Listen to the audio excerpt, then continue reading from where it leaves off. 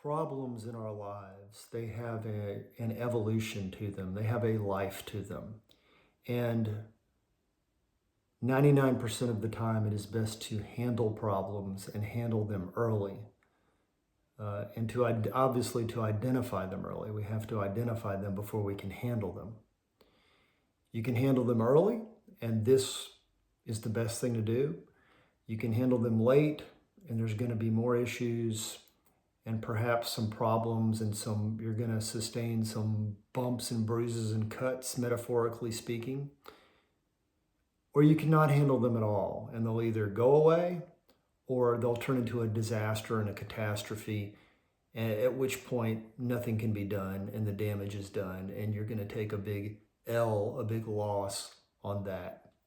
So most of the time, it is best to handle be able to identify problems correctly and understand it's a problem or a life situation which could become a problem, and to handle it early. Or alternatively, we may see something that is a perceived problem that if you just let it be and don't poke and prod it, it may just go away. So those exist too. And by developing discernment, the longer we live, you'll be able to identify those things which are nascent problems that are just coming into being that need to be dealt with as early as possible, and those things that, if left alone, may just die on the vine. And that is the best thing, because that requires no effort from you. But today we're going to focus on problems that something needs to be done about, or else they're going to become bigger and bigger and ultimately manifest in something that is much worse than a problem in your life. Most big problems start as small ones. If you catch them early, you can often avoid disaster. I'm going to tell a few brief stories about situations in my life where I had problems and I didn't address them, and they turned into, one of them turned into a bad situation. The other one was just kind of a little life lesson, which is the first one I'll go over with.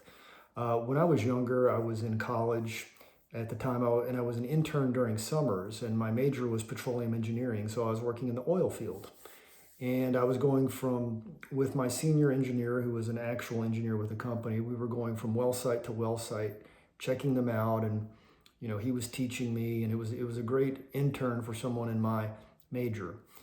We came to a certain well site one day in the plains of West Texas, where I worked, not far from Midland, Texas, and this particular well was producing a lot of oil, and it had been for some time. And the day we got there was the first day that it had started to produce just a little bit of salt water. And salt water is a bad thing for a well to produce, especially in abundance, because it can be corrosive to the equipment, to the tubing, that kind of thing.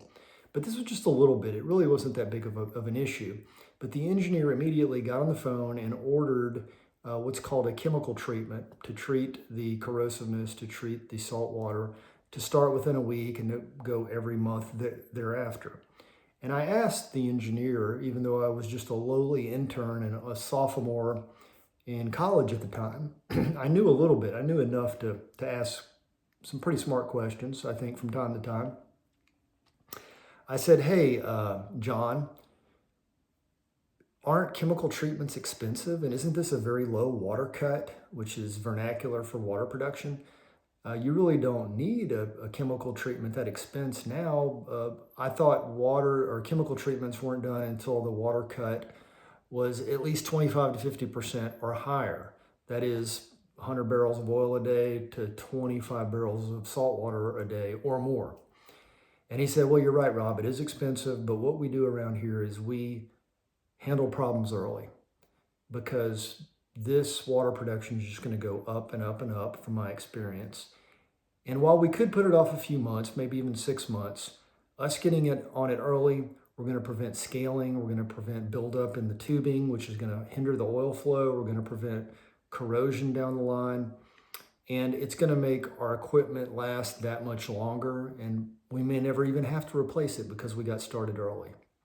So that's what they did on that job. They were a little bit out of industry, the regular industry standards, and they had an even tighter a more proactive approach to handling problems early. I always remembered that, and they were one of the best producers around with the lowest costs, because they understood that a little cost up front, an ounce of prevention is worth a pound of cure. That is, a little bit of cost up front is worth a lot of savings down the line in the cost of, in this case, replacing the pipe down hole, replacing the equipment from corroding from the salt water. They handled that immediately. I was impressed. Well, fast forward, after graduating college, I became an advisor for a firm. I won't go into the details of what the firm did, but I found out that one of the senior advisors in the office next to me was retiring. When I found this out, I went over and talked to him about acquiring his book of clients, because this was the type of advisory job that the more clients you had, the better. Typically, the more money you made. And this story is about kind of handling problems early, or handling life situations early that could develop into a problem, which is what happened in this case. And I talked to the senior advisor, let's call him Frank. I said, Frank, I'd love to buy your book from you, acquire your book of clients, service them when you retire. We can work up some kind of deal. He said, Rob, that sounds great. Thanks for coming to my office. Let's do it. I said, great. Well, let me know when you retire. He said, okay, I will. Fast forward about 3 or 4 months. I'm in the office one day, and the administrative assistant said, oh, are you going to tell Frank goodbye? It's his last day today. He's retiring. Needless to say, I was a little distraught, because I had just passively waited around for Frank to come talk to me about retiring and about working with his book of clients like we just previously discussed, but he did not. I said to my administrative assistant, well, who is going to be working with his clients? Who acquired them? And she said, oh, that would be Ron. He's taking over. I got pretty angry. I could kind of feel the blood rush to my face, and I was a bit upset, but I calmed down. I realized it's business, and Ron was wily and clever enough, and he was about 10 years my senior, to go in, make an immediate deal with Frank with concrete terms, and make a concrete offer, and get a handshake and get everything in writing. So Ron didn't just approach Frank about acquiring his book of clients, but he said, okay, let's go ahead and work out a deal and get it finalized. I later asked Frank about it. Frank was a little embarrassed. I still think he should have come to me, but be that as it may, I learned a hard lesson there, because that book of clients would have doubled the size of my practice. And indeed, it almost doubled, if not more, of the size of Ron. So, good for Ron, bad for me. Life lesson learned. I did not handle that problem, if you want to call it that.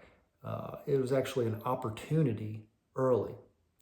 That opportunity lost turned into a problem. The problem of being, there went my business growth plans for quite some time. I still had other things going on, but that would have really helped. So when I say handle problems and handle them early, yes, that is true. But also handle opportunities early, because missing opportunities can turn into problems. There's all different types of things you could think of, right? Maybe a young man has an opportunity with a woman that is perfect for him, and his goals are to long-term start a family and have a family and all of that. But he doesn't, and the girl is interested in him, the woman is interested in him, but he doesn't seize that opportunity. He doesn't seize it early. And it becomes a problem down the road, because number one, she goes on and finds somebody else. He doesn't end up starting that family with her. Maybe he never gets lucky again and never starts a family, and later in life he has a lot of regret about that. That is a big problem. Now, I believe men, women can be proactive in that and certainly find a partner if they're determined enough, but that is a good example of how missing an opportunity that's presented and laying right before you can turn into a problem, and not seizing that opportunity early, or as it were, solving that problem, solving that opportunity early. There's a lot of well-known examples from history, many, of not handling problems early and the issues that can cause. From a business standpoint, I think about Netflix and Blockbuster. You may have heard this story, but a lot of it is not completely known. Netflix was a fledgling, small, kind of struggling company in the the late '90s and the early 2000s. With their streaming video business. The internet was still in its growth and hadn't reached its height yet. They approached Blockbuster. If you remember, Blockbuster was the company that you would go into the actual stores, the box stores, and rent the video cassettes as they were propped along the walls and everything. We look back at it now and realize what an archaic, outdated model it is. And of course, it obviously is with today's technology. But at that time, in the early 2000s, they were approached by Netflix. Netflix said, hey, will you buy us? Will you buy our model? And Blockbuster was so much bigger. They dismissed them. They said, no, we don't see any future in this. They didn't really bother to research it at all. They had very little curiosity about Netflix's business model or why they would even do that. And the fact that Netflix had been growing, they didn't look at any of that. They just dismissed them outright. Well, obviously Netflix, after being dismissed, eventually, several years later, became a multi-billion-dollar company and put Blockbuster completely out of business. Blockbuster did not handle that problem early. The problem in that case was the advancement of technology and the fact that things were going in a completely different direction. They ignored it. They went out of business. I think of the bookstore Borders that used to be around. They didn't embrace the e-book and the e-reader the same way Barnes and Noble did. They didn't address that problem early. They went out of business. Barnes and Noble stores are still around because they did with their Nook product. They adopted the e-reader. They adopted digital books, and they offer those. Hence, they're still in business and they're still around. Barnes and Noble addressed that problem early and solved the issue. Borders didn't, and they went the way of the dodo bird. Last story I'll tell you is about two good friends of mine, Bill and Kevin. They were at a event together, a social gathering, and Bill made a comment that Kevin perceived as a slight. And instead of addressing it later after the party or just bringing it up to Bill, and Bill and Kevin had been friends for over a decade, a very long time. They were kind of the best of friends. He basically just let it build up, let it get to his ego, and started ignoring Bill's texts, started not returning Bill's calls. Bill would reach out, hey, let's go to lunch, Kevin. Kevin would not respond back. And the friendship dissolved, and Bill didn't even really have an understanding of why until later. And I remember I asked Bill, I said, well, explain to me what happened. Bill explained the comment to me, and the way he explained it makes perfect sense. I could see how Kevin may have perceived that as a slight, but Bill meant it in a completely different way, which I understood just upon hearing it. And it's really a shame. That problem was this is an example of a relationship problem that was not solved early. This could have been taken care of by Kevin simply saying to Bill, hey, Bill, what you said I didn't think was too cool. What did you mean by that, man? Or something along those lines. And I'm sure Bill would have been happy to explain, and they'd still be friends to this day. So relationship problems, handle them early. Business problems, the same thing. There's lots of other life scenarios we could talk about of problems that need to be handled early. The subjects are endless. Health issues, get on top of them, handle them early.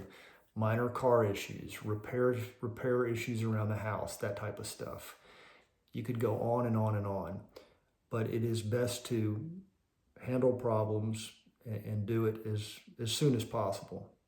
They don't go away on their own, they grow. But if you deal with them early, you can stop them in their tracks. What small issues in your life do you think you may be avoiding right now? What small potential problems are starting to rear their head? Or perhaps they already have reared their head and they're starting to kind of snowball a little bit and you know about it, but you've been putting it off. What opportunities have you come across lately, or that you may come across this year, but that you need to address right now. If they're there to still take advantage of them, there's still hope to do that. So spend a little now to save a lot later in money, time, business, and relationships.